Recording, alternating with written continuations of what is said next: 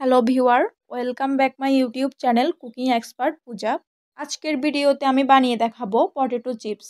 Potato chips খেতে খুব spicy ও tasty হয়। আমার মতো এইভাবে স্টেপ বাই স্টেপ ফলো করে বানালে আলু রোদে শুকানো আর লাগবে না। এই পটেটো চিপস বাচ্চারা খেতে খুব পছন্দ করে।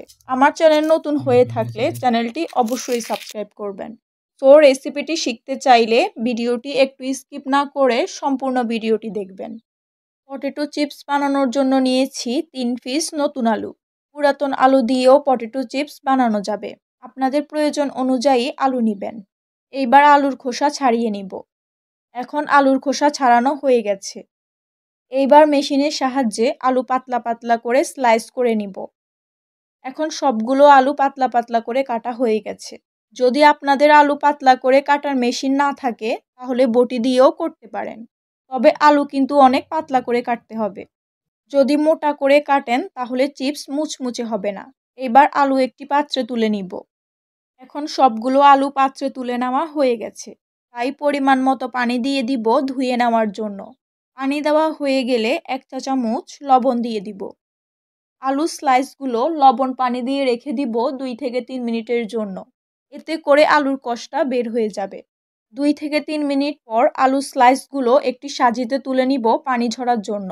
সাজির নিচে একটি পাত্র রেখেছি, এতে করে আলুর পানি সব পাত্রে পড়বে। ভিউয়ার, আপনারা যদি আমার মতো ফলো করে পটেটো চিপস বানান তাহলে আর আলু রোদে শুকানোর প্রয়োজন পড়বে না। ইনস্ট্যান্ট বানাতে পারবেন। আলু স্লাইসগুলো রোদে শুকাতে গেলে অনেকটা সময় চলে যায়। আলুর পানি শুকার জন্য 2 থেকে 3 মিনিট এইভাবে রেখে দিব। আর যদি হাতে একান্তই সময় না থাকে তাহলে আমার মতো টিস্যু পেপার দিয়ে মুছে নেবেন। তবে খেয়াল রাখতে হবে আলু যেন ভিজে না থাকে, কেননা ভিজে থাকলে চিপসটা মুচমুচে হবে না। এইবার পাইপ্যানে পরিমাণ মতো সাদা তেল দিয়ে দিব পটেটো চিপস ভাজি করার জন্য। তেলের পরিমাণটা অবশ্যই বেশি হতে হবে, কেননা পটেটো চিপস ভাসা তেলে ভাজি করতে হয়। কম তেলে ভাজি করলে মুচমুচে হয় না। এখন তেল গরম হয়ে গেছে, তাই আমি আলু দিয়ে দিব ভাজি করার জন্য।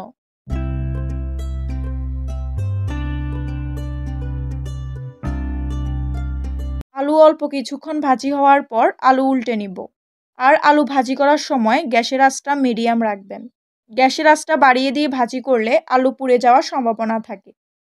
আর পটেটো চিপস অল্প কিছুক্ষণ পর পর উল্টে নিতে হবে। বাচ্চারা বাইরে চিপস খেতে খুব পছন্দ করে, সেগুলো না খাইয়ে বাসায় পটেটো চিপস বাসায় বানিয়ে বাচ্চাদের খাওয়াতে পারবেন। সো আর দেরি না করে চাইলে আপনারাও সবাই বাসায় বানাতে পারবেন খুব সহজেই এই পটেটো চিপস। এখন পটেটো চিপস মুচমুচে করে ভাজি করা হয়ে গেছে, তাই তেল থেকে তুলে নিব এবং এক্সট্রা তেল ঝরিয়ে নিব। একইভাবে অন্য আলুগুলো দিয়ে দিব তেলে ভাজি করার জন্য। এবার এই বেসের পটেটো চিপসটাও ভাজি হয়ে গেছে। পটেটো চিপসের প্রতিটি বেশ ভাজি হতে কিন্তু বেশি সময় লাগে না। চিপসটা যে কতটা মুচমুচে হয়েছে তা আমি আপনাদের ভেঙে দেখাচ্ছি, এতে আপনারা বুঝতে পারবেন যে কতটা মুচমুচে হয়েছে। এইবার পটেটো চিপস একটি পাত্রে নিয়ে নিব।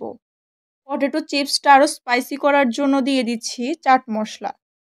এখন পরিবেশনের জন্য প্রস্তুত হয়ে গেল স্পাইসি পটেটো চিপস। ভিডিওটি ভালো লেগে থাকলে অবশ্যই like, comment, share and subscribe করবেন। ধন্যবাদ।